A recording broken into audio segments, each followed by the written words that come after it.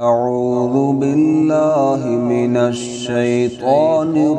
الرجيم. بسم الله الرحمن الرحيم. منها خلقناكم وفيها نعيدكم ومنها نخرجكم تارة أخرى ولقد أريناه آياتنا كلها فكذب وأبى قال أجئتنا لتخرجنا من أرضنا بسحرك يا موسى فلنأتينك بسحر مثله فاجعل بيننا وبينك موعدا لا نخلفه نحن ولا أنت مكانا سوى قال موعدكم يوم الزينة وأن يحشر الناس ضحى فتولى فرعون فجمع كيده ثم أتى قال لهم موسى ويلكم لا تفتروا على الله كذبا فيسحتكم بعذاب وقد خاب من افترى فتنازعوا أمرهم بينهم وأسروا النجوى قالوا إن هذان لساحران يريدان أن يخرجاكم من أرضكم بسحرهما ويذهبا بطريقتكم المثلى فأجمعوا كيدكم ثم أتوا صفا وقد أفلح اليوم من استعلى قالوا يا موسى إما أن تلقي وإما أن نكون أول من ألقى قال بل ألقوا فإذا حبالهم وعصيهم يخيل إليه من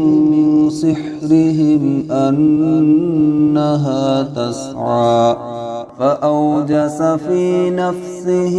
خيفة موسى قلنا لا تخف إنك أنت الأعلى فألق ما في يمينك تلقف ما صنعوا إنما صنعوا كيد ساحر ولا يفلح الساحر حيث أتى فألقي السحرة سجدا قالوا آمنا برب هارون وموسى قال آمنتم له قبل أن آذن لكم إنه لكبيركم الذي علمكم السحر فلأقطعن أيديكم وأرجلكم من خلاف